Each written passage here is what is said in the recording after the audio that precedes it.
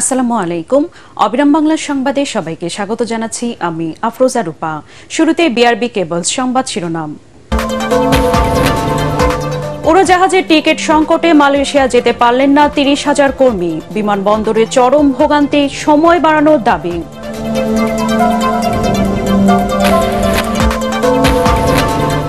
এবারের বাজেট ৮ লাখ কোটি টাকার, ঋণের সুদই পরিশোধ করতে হবে ১,২৯,০০০ কোটি টাকা।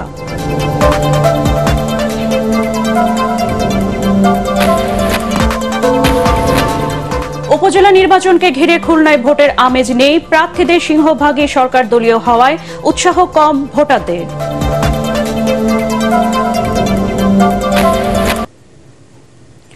শুনছিলেন বিআরবি কেবলস সংবাদ শিরোনাম। এবার বিস্তারিত সংবাদ। ৫ থেকে ৬ লাখ টাকা দিয়েও বিমান টিকিট সংকটে মালয়েশিয়া যেতে পারলেন না প্রায় ৩০,০০০ বাংলাদেশি কর্মী। গতকাল ছিল দেশটিতে বিদেশি কর্মীদের ঢোকার শেষ সময়সীমা, তাই বিমানবন্দরে হাজারো কর্মী। মালয়েশিয়ায় প্রবেশের সময় বাড়াতে সরকারকে উদ্যোগ নেয়ার দাবি জানিয়েছেন তারা। ট্রাভেল এজেন্টদের সংগঠন আটাব বলছে, এজেন্সি আর এয়ারলাইন্সগুলোর প্রতি অতি মুনাফার কারণে এমনটা হয়েছে। মাহবুব কবির চপলের রিপোর্ট। বিমানবন্দরে প্রিয়জনকে হাসি মুখে বিদায় জানাতে এসেছিলেন স্বজনরা, কিন্তু ফিরতে হলো একরাশ হতাশা আর অনিশ্চয়তা নিয়ে।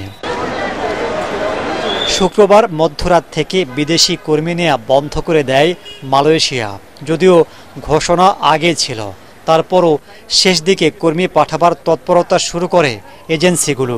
শুরু হয় প্লেনের টিকিট সংকট। লাখ টাকা দিয়েও টিকিট পাননি প্রায় ৩০,০০০ কর্মী। এতে ৭ লাখ টাকা দিয়েও মালয়েশিয়া যেতে পারলেন না তারা। আমরা উদ্যোগ নিয়ে আসছি যে আমরা যাবো মালয়েশিয়াতে, এটাই আমাদের স্বপ্ন। 4 দিন হচ্ছে আসছি। আজকে বললো যে আপনারা এয়ারপোর্টে দাঁড়ান, আমরা আসতেছি, টিকিট আপনাদের ফোনে ফোনে আসবে। অপেক্ষা করছি, ফোন নিয়ে বসে আছি, কখন আসবে।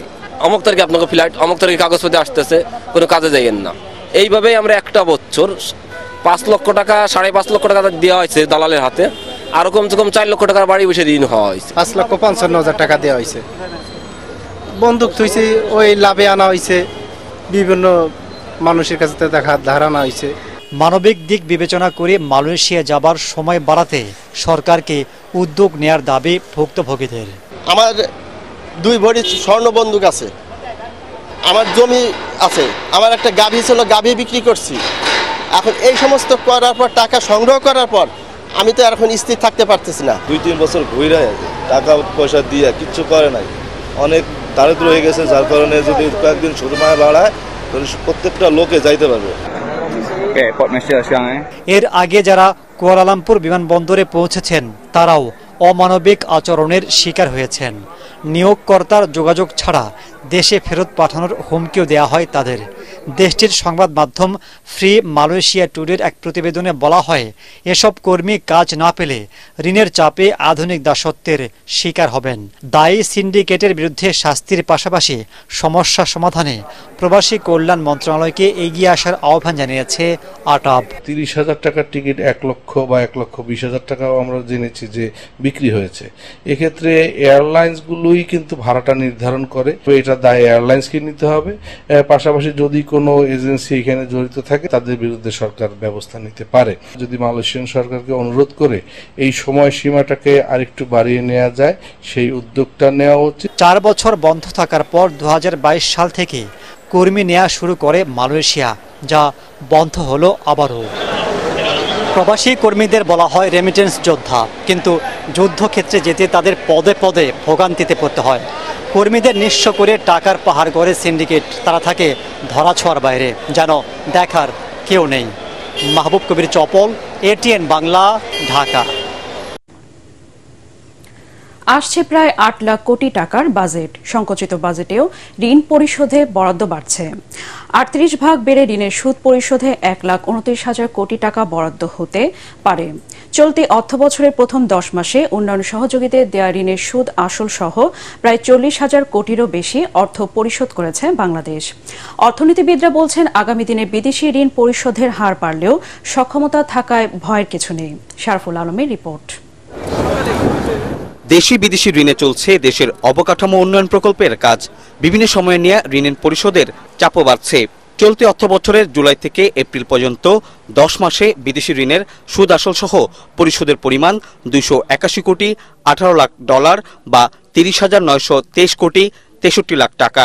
গত অর্থবছরের একই সময়ে ঋণ পরিশোধের এই পরিমাণ ছিল 19,248 কোটি টাকা। বছরের ব্যবধানে 11,675 কোটি 4 লাখ টাকা ঋণ পরিশোধ বেড়েছে। ইআরডির তথ্য অনুযায়ী গত 10 মাসে মোট ঋণের মধ্যে আসল 18,297 কোটি টাকা আর বাকি 12,626 কোটি সুদ বাবদ পরিশোধ করেছে সরকার। এ অবস্থায় বাজেটে ঋণ পরিশোধের হার বাড়লেও এ নিয়ে চিন্তার কিছু নেই বলে মনে করেন বিশ্লেষকরা। ব্যবসা বাণিজ্য খাতে, শিল্প খাতে এর একটা প্রভাব আসাটাই স্বাভাবিক। এখন সেটা আমরা পরিষ্কার বুঝতে পারবো মাননীয় অর্থমন্ত্রী বাজেটে কি আনেন তার উপরে। ঋণের পরিমাণটা বাড়বে, তখনই আমার ধারণা সরকার বাধ্য হবেন করের উপরে সেটাকে খানিকটা সমন্বয় করতে।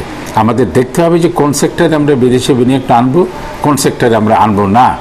সেখানে একটা ক্লিয়ার ডিমার্কেশনটা আমার মনে হয় এই বাজেটে আনা উচিত। চলতি অর্থবছরে উন্নয়ন সহযোগিতার কাছ থেকে 724 কোটি ডলারের ঋণের প্রতিশ্রুতি পেয়েছে বাংলাদেশ, যা গত অর্থবছরের একই সময়ের তুলনায় 43 ভাগ বেশি।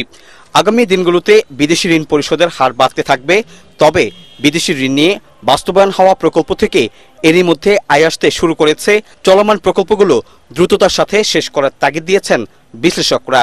পাইপলাইনে যে 50 বিলিয়ন ডলারের বেশি লোন আটকে আছে, সেটা বরং নতুন করে কেমন করে আমরা প্রজেক্ট করে কিংবা প্রজেক্টটা মনিটর করে ওইখান থেকে লোন নিতে পারি। কারণ এগুলোর রেট অফ ইন্টারেস্ট খুবই কম, 1-2% মধ্যে আমাদের রেট অফ ইন্টারেস্ট। এখনও ফরেন লোনের যে পরিমাণ এবং এটার যে রিপেমেন্ট যেটা করতে হয় জিডিপির রেশিও হিসেবে কিন্তু ফরেন লোন এখনও 20% কাছাকাছি বা কম। আমি মনে করি সঞ্চয়পত্রটা রিভাইভ করা উচিত, ব্যক্তির লোন, কারণ এটার পরিমাণ লম্বা। রেমিটেন্স যতক্ষণ চাঙ্গা থাকবে এই টাকা দিতে আমাদের খুব বেশি অসুবিধা নেই। একই সঙ্গে আমাদের এক্সপোর্ট খাতটাকেও চাঙ্গা রাখতে হবে। উন্নয়ন প্রকল্পের সব কাজ শেষ হলে বিদেশি ঋণ পরিশোধে সমস্যা হবে না বলে মনে করছেন অনেকেই। শরফুল আলম, এটিএন বাংলা, ঢাকা। চরম মূল্যস্ফীতির লাগাম টানতে আসছে সংকোচনমূলক বাজেট। মাত্র 4.62 ভাগ বাড়িয়ে আগামী অর্থ বছরের বাজেটের আকার ধরা হচ্ছে 7,97,000 কোটি টাকা। নতুন বাজেটে রাজস্ব আয় লক্ষ্যমাত্রা ধরা হচ্ছে 5,40,000 কোটি টাকা। দেশি বিদেশি বিভিন্ন উৎস থেকে 2,57,000 টাকা ঋণ নিয়ে বাজেট ঘাটতি মেটানোর লক্ষ্যমাত্রা নির্ধারণ করেছে সরকার। এর মধ্যে 1 লাখ কোটি টাকার বিদেশি ঋণ, বাকি 1,57,000 কোটি টাকা ব্যাংক ও অন্যান্য উৎস থেকে নিতে চায় সরকার। 9 ভাগের বেশি মূল্যস্ফীতি থাকলেও 2024-25 অর্থ বছরে গড়ে 6.5% মধ্যে রাখতে চায় সরকার। একই সঙ্গে জিডিপি প্রবৃদ্ধির লক্ষ্যমাত্রা ধরা হয়েছে 6.75 ভাগ। সংসদে বাজেট অধিবেশন বসছে বুধবার। নতুন সরকারের প্রথম বাজেটে প্রথমবারের মতো 6 জুন বাজেট উপস্থাপন করবেন অর্থমন্ত্রী আবুল হাসান মাহমুদ আলী। অর্থনৈতিক সংকট কাটাতে কর কাঠামোর সংস্কারের পাশাপাশি কালো টাকা সাদা করার সুযোগ থাকছে। বাড়ছে সামাজিক নিরাপত্তার আওতাও। বিশেষ প্রেক্ষাপটের বাজেটে অবশ্যই বিশেষ রকম হওয়ার দরকার আছে এবং সেক্ষেত্রে সবচেয়ে গুরুত্বপূর্ণ যেটা যে এখন পর্যন্ত আমরা সাপ্লাই সাইড ম্যানেজমেন্টে গুরুত্ব দিচ্ছি, কিন্তু ডিমান্ড সাইড ম্যানেজমেন্টে আমরা গুরুত্ব দিচ্ছি না। এখন একটা যে পরিস্থিতি, তাতে খুব উচ্চ মাত্রায় আমরা আয় বাড়াতে পারবো না, কিন্তু আমাদের সেক্ষেত্রে সুযোগ আছে যাতে ব্যয়টা যাতে আমরা কমিয়ে রাখতে পারি। উচ্চ মূল্যস্ফীতি অব্যাহতভাবে বছর জুড়ে থাকার কারণে, মানুষের প্রকৃত আয় কমার কারণে খাদ্য এবং পুষ্টি নিরাপত্তা দুটোই আসলে চ্যালেঞ্জের মধ্যে। বাজেটের অ্যালোকেশনের মাধ্যমে অন্তত অর্থনীতিতে বেসরকারি খাত, সরকারি কার্যক্রম এগুলো যাতে আগামী দিনে আরো গতি সঞ্চার হয়। আজ থেকে ফের বাড়ল জ্বালানি তেলের দাম। বিশ্ববাজারের সঙ্গে সামঞ্জস্য রেখে স্বয়ংক্রিয় ফর্মুলার আলোকে প্রতি মাসে জ্বালানি তেলের নতুন মূল্য সমন্বয় প্রজ্ঞাপন জারি করেছে বিদ্যুৎ, জ্বালানি ও খনিজ সম্পদ মন্ত্রণালয়। এতে ডিজেল ও কেরোসিনের বিদ্যমান মূল্য লিটার প্রতি 75 পয়সা বাড়িয়ে 107 টাকা 75 পয়সা, পেট্রোলের দাম 2.5 টাকা বাড়িয়ে 127 টাকা এবং অকটেনের দাম 2.5 টাকা বাড়িয়ে 131 টাকা নির্ধারণ করা হয়েছে। বিশ্ববাজারে জ্বালানি তেলের দাম কমলেও মার্কিন ডলারের বিপরীতে টাকার অবমূল্যায়নের কারণে বাংলাদেশের জ্বালানি তেলের দাম বাড়ছে। ঝিনাইদহ 4 আসনে এমপি আনোয়ারুল আজিম আনার হত্যার ঘটনা তদন্তে এবার নেপাল যাচ্ছেন ঢাকা মহানগর গোয়েন্দা পুলিশের ডিবি প্রধান মোহাম্মদ হারুনুর রশিদের নেতৃত্বে গোয়েন্দাদের একটি দল। সকালে একটি ফ্লাইটে তিনি নেপালের উদ্দেশ্যে হযরত শাহজালাল আন্তর্জাতিক বিমানবন্দর ছেড়ে যান তারা। তবে ডিবি প্রধানের সাথে অন্য কোনো সদস্য যাচ্ছেন কিনা ও তিনি কবে ফিরবেন সে বিষয়ে তাৎক্ষণিকভাবে কিছু জানাতে পারেননি ওই কর্মকর্তা। এমপি আনার খুনে তদন্ত কাজ শেষ করে গত ৩০ মে দুপুরে কলকাতা থেকে দেশে ফেরেন ডিবির প্রতিনিধি দল। উপজেলা নির্বাচনকে ঘিরে খুলনায় ভোটারদের মাঝে নেই কোনো নির্বাচনী আমেজ। প্রার্থীদের সিংহভাগ সরকার দলীয় হওয়ায় নির্বাচনী মাঠে প্রতিদ্বন্দ্বিতা প্রায় নেই বললেই চলে। সে কারণে উৎসাহ কম স্থানীয়দের মাঝে। আগামী ৫ জুন বটিয়াঘাট, দাকব ও রূপসা উপজেলায় চেয়ারম্যান ও ভাইস চেয়ারম্যান পদে প্রতিদ্বন্দ্বিতা করছেন ৩৬ জন প্রার্থী। খুলনা থেকে এস.এম. হাবিবের রিপোর্ট, জানাচ্ছেন মোস্তাফিজুর রহমান। ভোটের দিন যত ঘনিয়ে আসছে তত নানা প্রতিশ্রুতি নিয়ে ভোটারদের দ্বারে দ্বারে ঘুরছেন প্রার্থীরা। তবে প্রায় সব কজন প্রার্থী সরকার দলীয় হওয়ায় জমে ওঠেনি নির্বাচনী মাঠ। খুলনার বটিয়াঘাট, দাকুব ও রূপসা উপজেলায় নির্বাচনে চেয়ারম্যান পদে ১৬ জন, ভাইস চেয়ারম্যান পদে ১০ জন ও মহিলা ভাইস চেয়ারম্যান পদে ১০ জন প্রার্থী প্রতিদ্বন্দ্বিতা করছেন। আমি যদি এখানে নির্বাচিত হতে পারি, এই যুব সমাজকে যাতে আবার সেই আগের জায়গায় ফিরিয়ে আনা যায়, সকল অপরাধ এবং মাদকাসক্ত থেকে তাকে ফিরিয়ে আনার জন্য আমি আমার পরিষদের থেকে সর্বপ্রকার চেষ্টা করব। রাস্তাঘাট খুবই অবহেলিত, এই এলাকার অনেক এলাকায় পানির সমস্যা, সেখানে ১২ মাস পানি কিনে খাওয়া লাগে। এই অবহেলিত উপজেলাকে যাতে একটা স্মার্ট উপজেলা বানানো যায় সেই লক্ষ্যে আমি নির্বাচন করতেছি। বিগত দিনের জনপ্রতিনিধিদের নিয়ে এলাকাবাসীর আছে মিশ্র প্রতিক্রিয়া। তাই যোগ্য প্রার্থীকে ভোট দিয়ে এলাকার মাদক ও সন্ত্রাস নির্মূলের আশা ভোটারদের। রাস্তাঘাট তো খালি কয় আগে যে করব, অমুক করব, সমুক করব, কিছু করে না। এই যে আমার মতন মানুষ বহু কিছু পায়, কই আমার তো কেউ কাউন্সিলে একটা কিছু আউলো দেয় না বছর। ভোটের আগে তো পায় বোতন ধরে, বাবা একটা ভোট দেবেন বাবা, আমরা অনেক কিছু করবো, সময় করে কিছু ভোট হয়ে গেলে তো আর মনে থাকে না। গরিব দুঃখীদের পাশে দাঁড়াবে, আমরা তাকেই ভোট দেব। এদিকে নির্বাচনে ঝুঁকিপূর্ণ কেন্দ্র চিহ্নিত করার কাজ শেষ হয়নি বলে জানিয়েছেন জেলা পুলিশ সুপার। এই ৩ উপজেলায় ভোটার রয়েছেন ৪,৫১,৬৯৭ জন। ১৪৮টি ভোট কেন্দ্রে প্রয়োগ করবেন তাদের ভোটাধিকার। Bureau report, ATN Bangla. সুন্দরবনের মাছ ও প্রাণীর অবাধ বিচরণ ও প্রজনন সুরক্ষায় আজ থেকে ৩১ আগস্ট পর্যন্ত ৩ মাসের জন্য সুন্দরবনের প্রবেশদ্বার বন্ধ করা হয়েছে। এ সময় পর্যটক প্রবেশ, সাধারণ মানুষের চলাচল সহ সুন্দরবনের নদী খালে মাছ ধরা নিষিদ্ধ থাকবে। নিষেধাজ্ঞা সামনে রেখে গহীন সুন্দরবন থেকে লোকালয়ে ফিরে এসেছেন উপকূলীয় অঞ্চলে বনজীবী হিসেবে পরিচিত জেলে, বাওয়ালি ও মোয়ালরা। বন বিভাগের তথ্য অনুযায়ী সুন্দরবনে মৎস্য সম্পদ রক্ষায় সমন্বিত সম্পদ ব্যবস্থাপনা পরিকল্পনার সুপারিশ অনুযায়ী ২০১৯ সাল থেকে প্রতি বছরের ১ জুলাই থেকে ৩১ আগস্ট পর্যন্ত ২ মাস সুন্দরবনের সব নদী ও খালে মাছ আহরণ বন্ধ থাকত। ২০২২ সালে মৎস্য বিভাগের সঙ্গে সমন্বয় করে এই নিষেধাজ্ঞা ১ মাস বৃদ্ধি করা হয়েছে।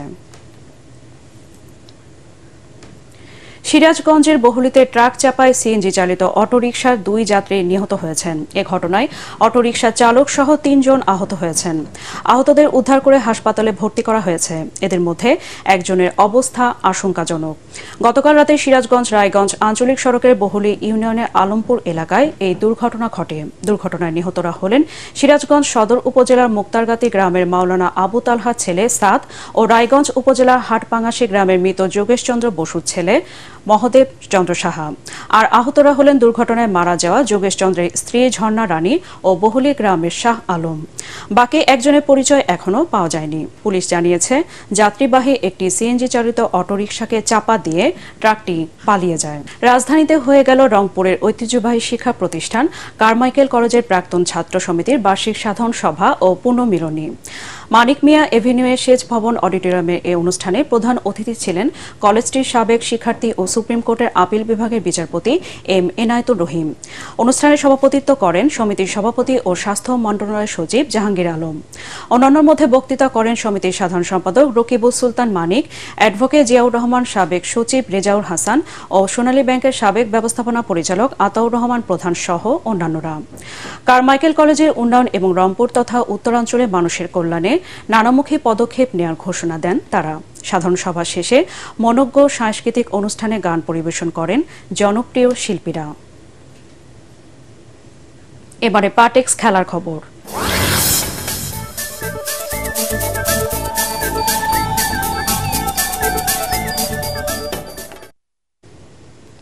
টি-20 বিশ্বকাপের নবম আসর শুরুর আগে দ্বিতীয় ও শেষ অফিসিয়াল প্রস্তুতি ম্যাচে আজ ভারতের মুখোমুখি হবে বাংলাদেশ। নিউ ইয়র্কের নাসাউ কাউন্টি ক্রিকেট স্টেডিয়ামে খেলাটি শুরু হবে বাংলাদেশ সময় রাত 8:30টায়। গত 29 মে বৈরী আবহাওয়ার কারণে স্বাগতিক যুক্তরাষ্ট্রের বিপক্ষে বাংলাদেশের প্রথম প্রস্তুতি ম্যাচটি পরিত্যক্ত হয়েছিল। এদিকে দলের সেরা তারকা বিরাট কোহলিকে ছাড়াই নিজেদের একমাত্র প্রস্তুতি ম্যাচটি খেলবে ভারত। বিশ্বকাপ শুরুর আগে সতেজ থাকতে প্রস্তুতি ম্যাচ না খেলার সিদ্ধান্ত নিয়েছেন কোহলি। তবে প্রায় 2 মাসের আইপিএল শেষে বাংলাদেশের বিপক্ষে একমাত্র প্রস্তুতি ম্যাচ দিয়ে বিশ্বকাপের জন্য নিজেদের ঝালিয়ে নিতে চাইছে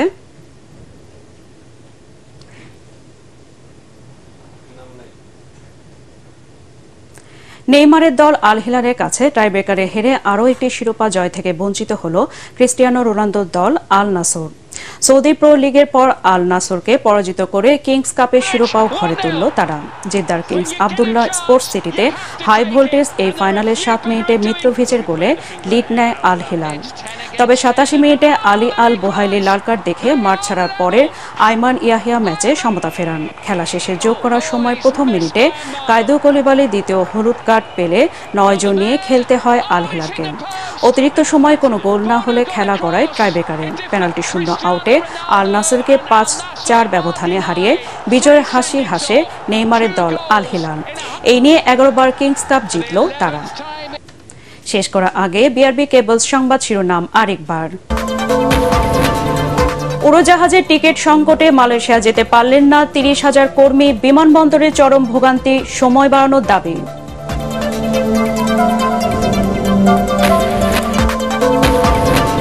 এবারে বাজেট 8 লাখ কোটি টাকা, ঋণের সুদী পরিশোধ করতে হবে 1,29,000 কোটি টাকা।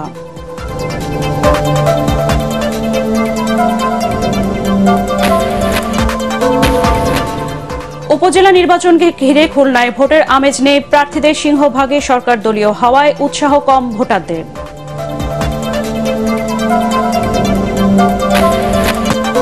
দর্শক, পরবর্তী সংবাদ দেখার আমন্ত্রণ জানিয়ে এখনকার মতো শেষ করছি।